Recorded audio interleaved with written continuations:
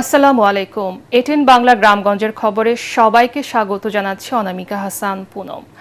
শুরুতে বিআরবি কেবল সংবাদ শিরোনাম। লাখো লাখো মানুষের শ্রদ্ধা ভালোবাসায় জিয়াউর রহমানের পাশে চিরনিদ্রায় শায়িত খালেদা জিয়া। ইতিহাসের বড় জানাজা, মায়ের জন্য দোয়া ও ক্ষমা চাইলেন তারেক রহমান। কিংবদন্তি রাজনীতিক খালেদা জিয়ার জানাজায় অংশ নিতে জনসমুদ্র ঢাকায়। অংশ নেন প্রধান উপদেষ্টা ও রাজনৈতিক দলের নেতারা, বিদেশি মেহমানদের শ্রদ্ধা। এভার কেয়ার থেকে শেষবারের মতো গুলশানের বাসা ফিরোজায় খালেদা জিয়ার নিথর দেহ। মায়ের কফিনের পাশে তারেক রহমানের কোরআন তেলাওয়াত। এবং খালেদা জিয়ার মৃত্যুতে শোকাহত গোটা দেশ। চলছে 3 দিনের রাষ্ট্রীয় শোক।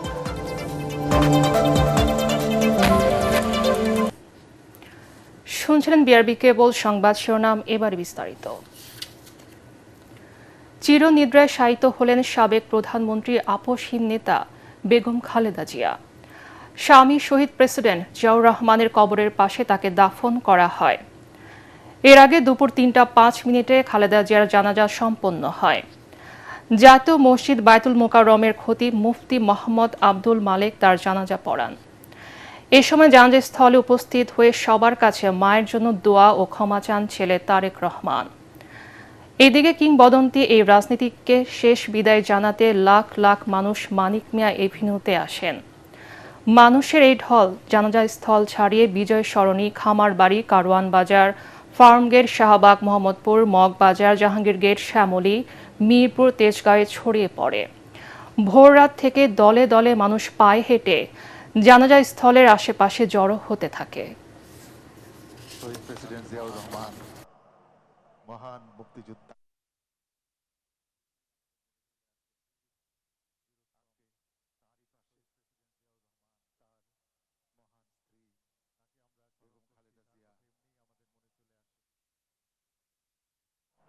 জিয়া উদ্যান নতুন রূপে আবির্ভূত হবে। দুই মহান মানুষের সমাহিত মাজার। আমি মরহুমা বেগম খালেদা জিয়ার বড় সন্তান তারেক রহমান।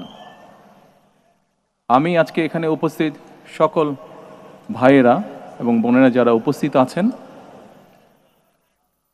মরহুমা বেগম খালেদা জিয়া জীবিত থাকাকালীন অবস্থায় যদি আপনাদের কারো কাছ থেকে কোনো ঋণ নিয়ে থাকেন, দয়া করে আমার সাথে যোগাযোগ করবেন, আমি সেটি পরিশোধের ব্যবস্থা করব ইনশাআল্লাহ।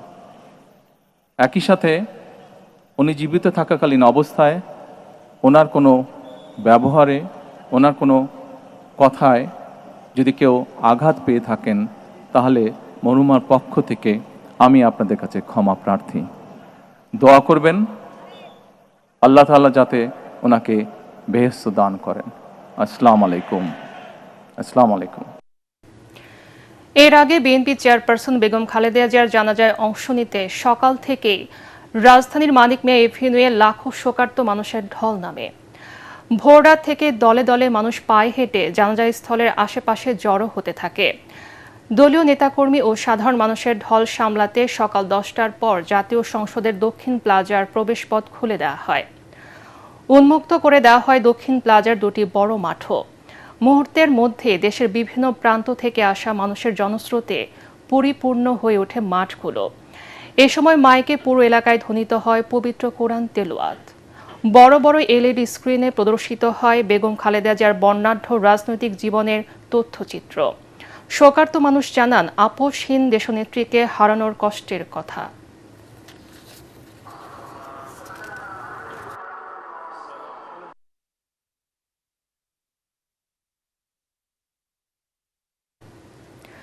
খালেদা জিয়ার মৃত্যুতে শোকাহত গোটা দেশ। চলছে 3 দিনের রাষ্ট্রীয় শোক। মন খারাপ সব শ্রেণী পেশার মানুষের। তারা বলছেন বেগম জিয়া দেশকে ভালোবেসেছেন বলে দেশের মানুষের এত ভালোবাসা পেলেন তিনি। তার রাজনৈতিক দর্শন থেকে তরুণ প্রজন্মের অনেক কিছুই শেখার আছে বলেও মনে করছেন তারা। রিপোর্টে জানাচ্ছেন মাহবুব কবির চপল। খালেদা জিয়ার জানাজায় শরীক হতে না পেরে মন খারাপ নিরাপত্তা কর্মী মোহাম্মদ নিজামের। দায়িত্ব তাকে আটকে রেখেছে, কিন্তু মনটা পড়ে আছে বেগম জিয়ার প্রতি ভালোবাসায়। আমার তো ডিউটি আছে একা, আমি তো যেতে পারি না। এইখান থেকে দেখে আর কি মনটা সান্ত্বনা দিয়েছি। কথা বলে তো আমার কান্দনা। বেগম জিয়ার মৃত্যুতে শোক ছড়িয়ে পড়েছে গোটা দেশে, যেন স্বজন হারিয়েছে এক একটি পরিবার। দল মত ধর্ম বর্ণ ছাপিয়ে সব শ্রেণী পেশার মানুষের ভালোবাসায় সিক্ত খালেদা জিয়া।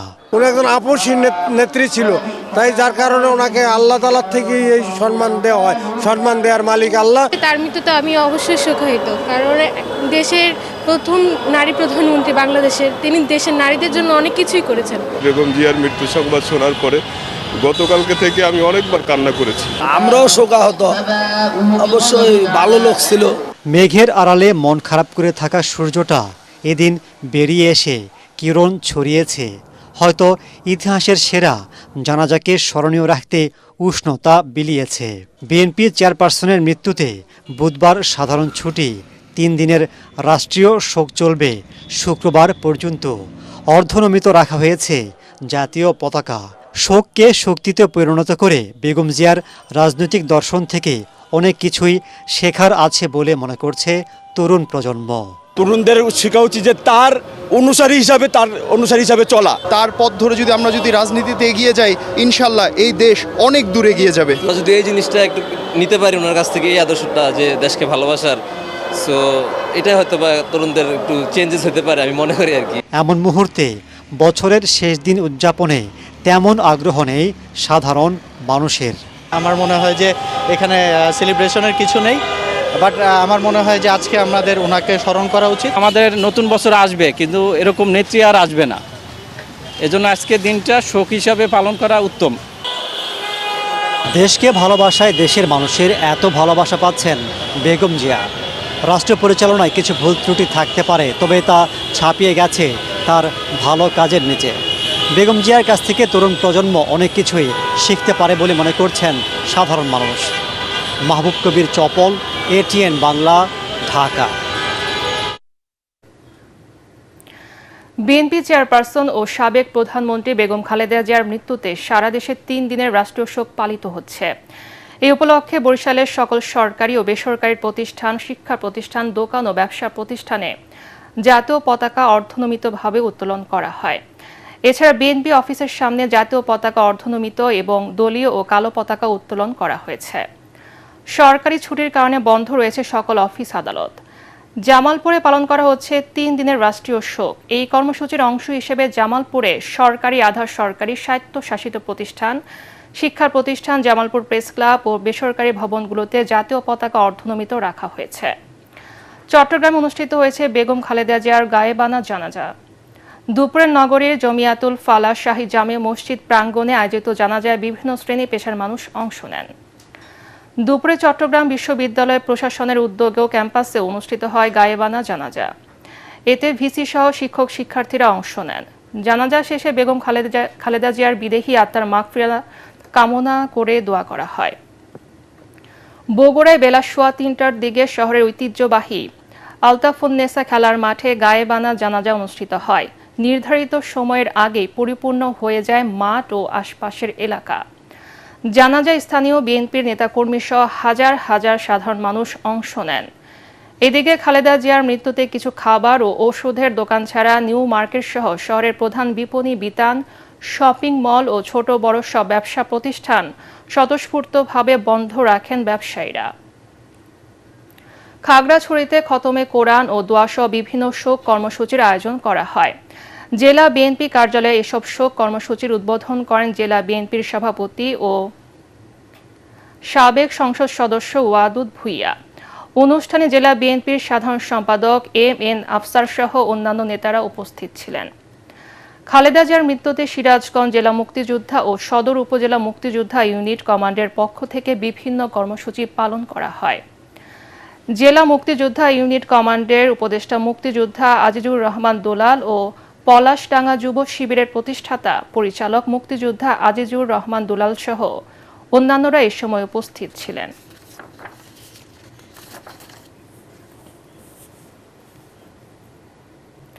দর্শক, এখন লালমনিরহাট থেকে সেখানকার নির্বাচনী অবস্থার সবশেষ খবর জানাচ্ছেন সহকর্মী আনোয়ার স্বপন। আমি এখন দাঁড়িয়ে আছি লালমনিরহাট শহরের সবচেয়ে ব্যস্ততম এলাকা মিশর মোড় চত্বরে। লালমনিরহাটের 3টি সংসদীয় আসনের খবর যদি আমি বলতে চাই তাহলে বলতে হয় লালমনিরহাটের 3টি সংসদীয় আসনের মধ্যে লালমনিরহাট সদর আসন সবচেয়ে গুরুত্বপূর্ণ। এর মধ্যে রয়েছে বিএনপি, জামাতে ইসলাম, বাংলাদেশ কমিউনিস্ট পার্টি, জাসদ, জাতীয় পার্টি। তবে এনসিপি 3টি আসনে তাদের প্রার্থিতা প্রত্যাহার করে নিয়েছে। লালমনিরহাট এই সদর আসনে প্রায় 3,07,970টি জন ভোটার রয়েছে। আগামী নির্বাচনে এই আসনে লালমনিরহাট বিমানবন্দর চালু, মোগলহাট স্থলবন্দর চালু, এসব নির্বাচনী সমীকরণের সবচেয়ে বড় বিষয় হয়ে দাঁড়িয়েবে। ত্রয়োদশ জাতীয় সংসদ নির্বাচন উপলক্ষে গাইবান্ধা সদর 2 আসনে জামাত মনোনীত প্রার্থী ও জেলা জামাতের আমির আব্দুল করিম সরকারের সাথে 10 দলীয় জোটের নেতাদের মতবিনিময় ও আলোচনা সভা অনুষ্ঠিত হয়েছে। দুপুরে জেলা জামাতের কার্যালয়ে এই সভা অনুষ্ঠিত হয়।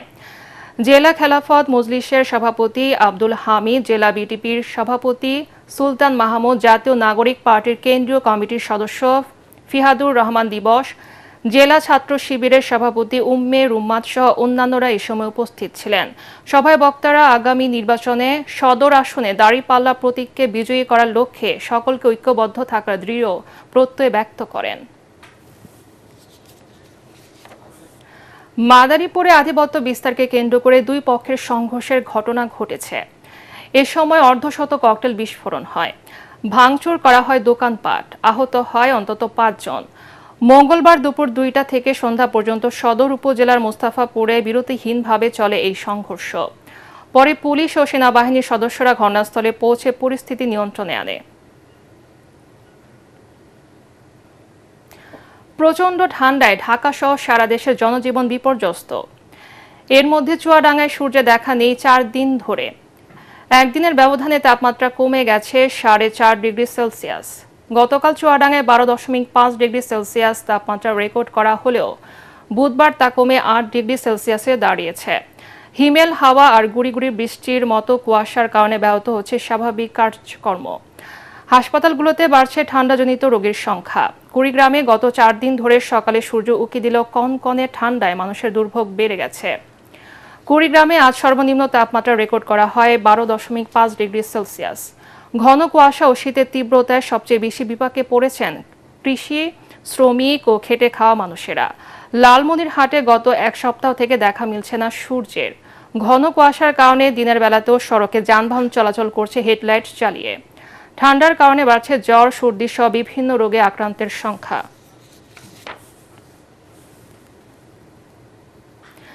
ঝালকাঠির কাঠালিয়ায় মাত্র 170 টাকা হারানোর জেরে এক মাদ্রাসা ছাত্রীকে শাবল দিয়ে পিটিয়ে হত্যার অভিযোগ উঠেছে তার চাচা জাকির হোসেন খানের বিরুদ্ধে। মঙ্গলবার বিকেলে উপজেলার আওড়াবনিয়া গ্রামে এই ঘটনা ঘটে।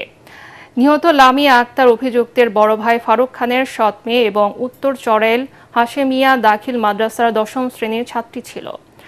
ঘটনার পর এলাকাবাসী অভিযুক্ত জাকির হোসেন খানকে আটক করে পুলিশে সোপর্দ করে।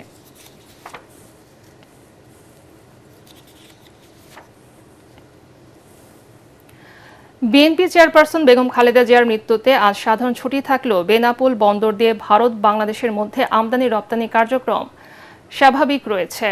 অন্যান্য দিনের মতো স্বাভাবিক রয়েছে 2 দেশের মধ্যে যাত্রী পারাপার। এছাড়া জরুরি সেবামূলক প্রতিষ্ঠানগুলো এই ছুটির আওতার বাইরে রাখা হয়েছে। তবে বন্ধ রয়েছে বেনাপোল কাস্টমস হাউস। আমদানি রপ্তানি কার্যক্রম স্বাভাবিক থাকার কথা নিশ্চিত করেছেন বেনাপোল বন্দরের পরিচালক শামীম হোসেন।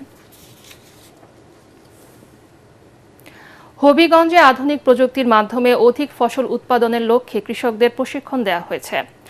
2025-26 অর্থ বছরে সিলেট অঞ্চলে কৃষি উন্নয়ন প্রকল্পের আওতায় উপজেলা পরিষদ হল রুমে এর আয়োজন করা হয়। হবিগঞ্জ কৃষি সম্প্রসারণ অধিদপ্তরের উপপরিচালক মোহাম্মদ আক্তারুজ্জামান ও সদর উপজেলা কৃষি অফিসার AKM মাকসুদুল আলম সহ অন্যান্যরা এ সময় বক্তব্য রাখেন। দিনব্যাপী প্রশিক্ষণে 60 জন কৃষক কৃষানী অংশ নেন। গোপালগঞ্জের মুকসুদপুরে মরা গরুর পচা মাংস বিক্রির দায়ে কাজী ইমরান নামে এক ব্যবসায়ীকে 15 দিনের কারাদণ্ড দিয়েছেন ভ্রাম্যমাণ আদালত। দণ্ডপ্রাপ্ত কাজী ইমরান উপজেলার আদমপুর গ্রামের আব্দুর রাজ্জাক কাজীর ছেলে। সকালে উপজেলা সদর বাজারে এই ভ্রাম্যমাণ আদালত পরিচালনা করেন মকসুদপুর উপজেলা সহকারী কমিশনার ভূমি ও নির্বাহী ম্যাজিস্ট্রেট মোহাম্মদ আবুল হাসনাত। স্থানীয়রা জানায় কাজী ইমরান বিক্রির জন্য তার দোকানে পচা মাংস আনলে দুর্গন্ধ ছড়িয়ে পড়ে। এরপর বিষয়টি প্রশাসনকে অবহিত করেন তারা। পরে ভ্রাম্যমাণ আদালত অভিযান চালিয়ে অভিযোগের সত্যতা পান। গেল কয়েকদিন ধরে উত্তরে জেলা ঠাকুরগাঁয়ে দেখা নেই সূর্যের।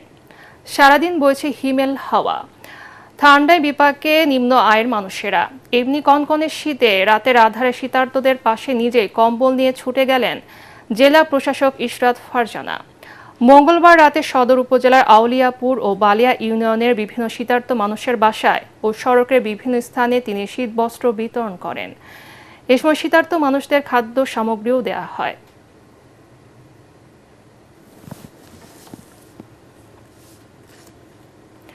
পরবর্তী সংবাদ দেখার আমন্ত্রণ জানিয়ে এখনকার মতো শেষ করছি।